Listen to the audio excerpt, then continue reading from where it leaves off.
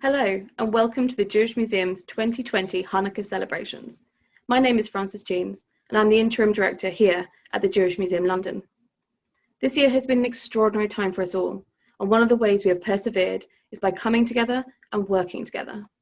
With this in mind, the museum has invited 8 community guests to partner up with us to create 8 digital nights of Hanukkah, which aim to connect the community to our collection here at the museum, which cares for the collective heritage and history of the community.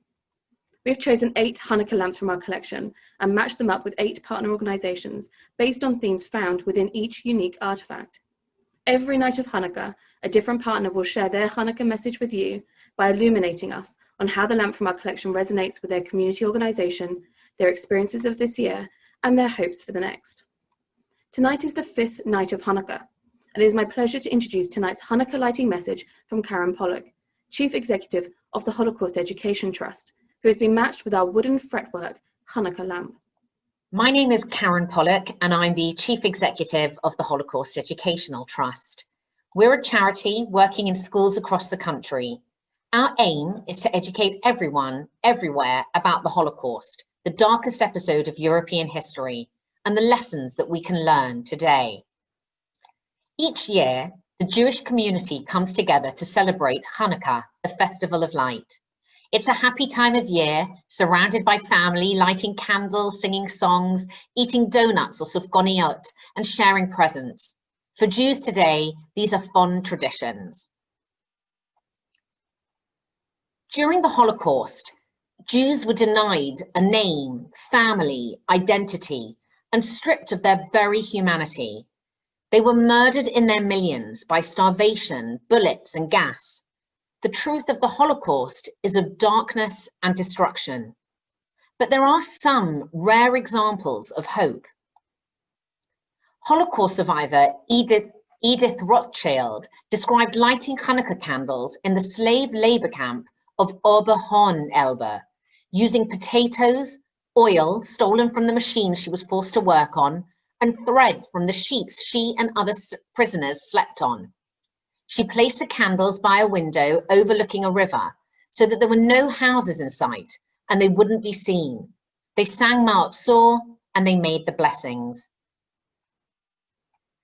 Zizi Baum, another Holocaust survivor, spoke of making a Hanukkah out of the threads of blankets in the Augsburg labor camp in Germany, something she described as a good feeling. For many, these small acts were acts of resistance against tyranny and acts of hope. The late Rabbi Lord Sachs spoke of the wonder of faith in the Holocaust, of survivors who lost, kept, and found their relationships with God. It was perhaps the most miraculous example of resistance. This Hanukkah was made by Moshe Lesser, a Polish farmer from Tarnów in Poland. He made it on the occasion of his son's wedding in the 1930s. Before the Holocaust, around 25,000 Jews lived in Tarnów, 45 miles away from Krakow.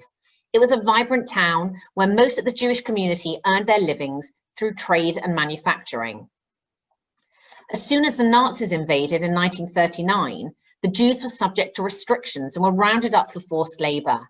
Deportations began in early 1942, and almost 15,000 Jews were sent to Belzec extermination camp. The deportations continued throughout the year. Later, in 1943, after being contained in a ghetto, the remaining Jews were sent to either Auschwitz or Plaszow. After the war, around 700 Jews returned to the town, but even then, they left soon afterwards due to local anti-Semitism. Some Jews in Tarnów formed resistance groups, joining the partisans in nearby forests. They fought bravely against SS units, and although they had limited success, their courage and boldness is an inspiration to us all. If you look at the design of this Hanukkah, you can see a lion and an eagle, traditional symbols of courage. Although Moshe Lesser did not survive the Holocaust, and the Jewish community from Tarnów was destroyed, this Hanukkah serves as a tribute to this community. We know and remember the name of Moshe Lesser and his family due to the very existence of this Chanukiah, and we honor his memory, the memory of the Jews of Tarnov and all those murdered during the Holocaust.